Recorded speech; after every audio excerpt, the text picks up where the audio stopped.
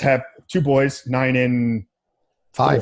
Five. I'm sorry. Okay. And I know this is a conversation that you, Maura, had very, very recently. And I think ultimately for what I'm trying to do, it's like, yes, we can address it with grown men. We can address it with people that are living through it and helping them overcome their addiction. But ultimately, if I'm going to have the impact that I ultimately want to have in the world, then we got to address it with the children too. So let's talk about the conversation of pornography. You know, at 9 years old, I know it's something that you recently had to address. How did that kind of come? And what advice do you have to parents out there? Because I know there's a lot of them thinking, oh, it's not, you know, I'm going to kind of sweep it under the rug. I'm not going to address it. I'm not going to have the conversation.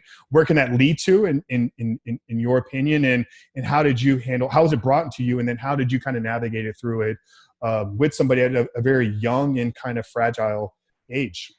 So here's the thing. If you don't tell them, it will find them, especially now.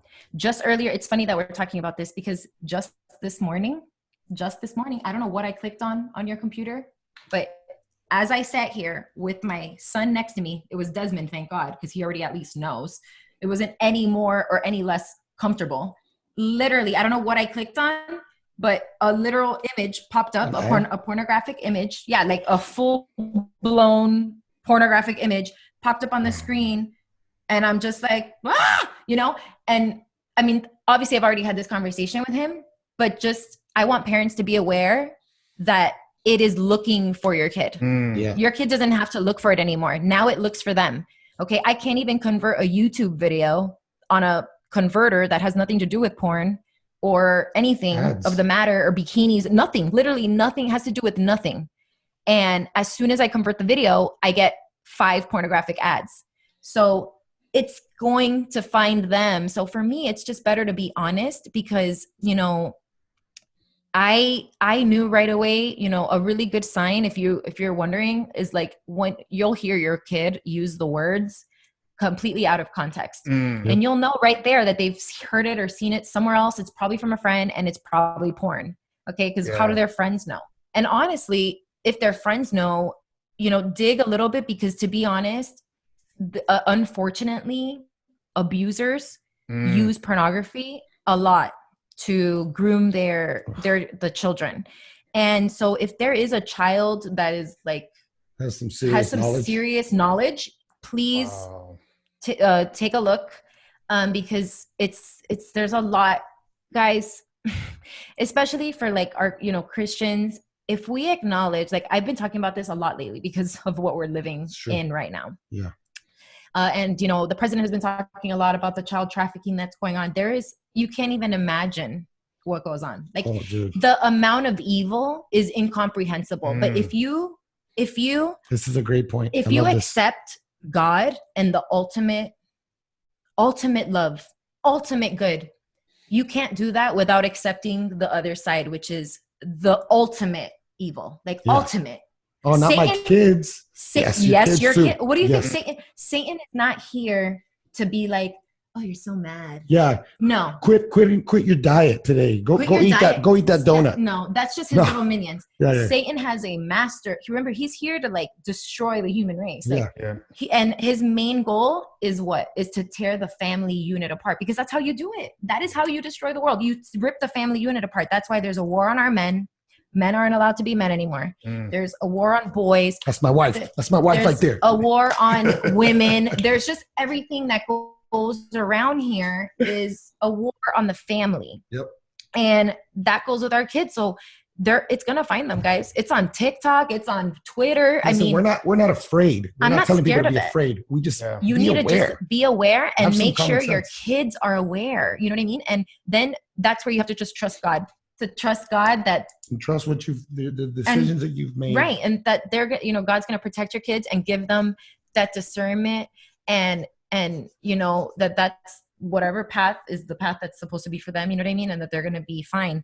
But, you know, I had to talk to my kid about it because, you know, he used the word out of context and, you know, I basically explained it, exactly how it was, you know, and then it's like, you can't go into this conversation. You know, I explained to him what sex actually is. It's not porn. Because of course that's exactly what it was, as suspected. He said websites. I'm like, no, that's not, that's not what it's supposed to be. That's what it is, but that's not how it's supposed to be. I explained to him how God created sex, how, when done under God's, I hate to say rules, but like under the God's way, when you do it God's way, it's supposed to be great. And between husband and wife, it feels great. But when you do it out of that context, it leaves you feeling empty and depressed. And these are all true things, aren't they, guys? 100%.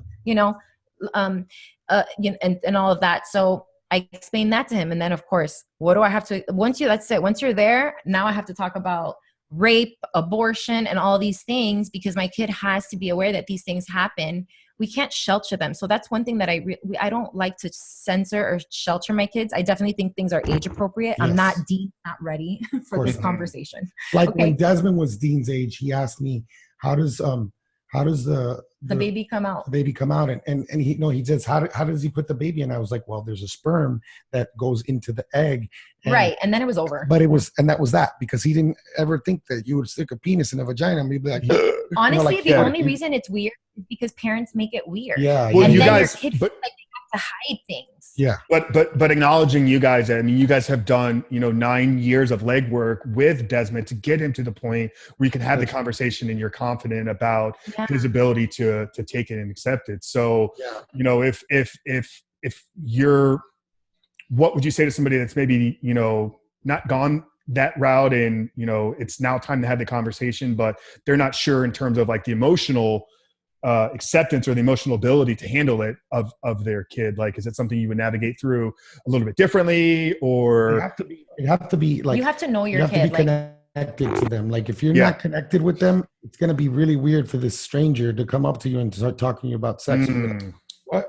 I mean, you have to connect with them more than anything, right? What you would have to it's gonna have to be a process then, where you have to connect. You know what I mean? It's so easy. Like we do it. Like literally the first week or two of quarantine, we straight up neglected our kids. But it's up to us. That's okay. It happens. Look, it happens. Nobody's perfect. I was building a new business and I was really into it. And my kids were watching YouTube all day. But it's up to us to be like, okay, that's that. What do we have to do to fix it? A lot of times kids act out because they're missing that connection. You'd be surprised how 20 minutes of time, like real, not like this, not like this on your phone, but just anything, a silly game, coloring with them, just sitting there and looking at them. You'd be surprised how that fixes behavior problems. Okay. It's just how it is. They act out. They're getting attention. Negative attention is attention. Okay? Yeah. And I have something to add. Like it comes down to mindfulness, really, like being mindful at all times. So like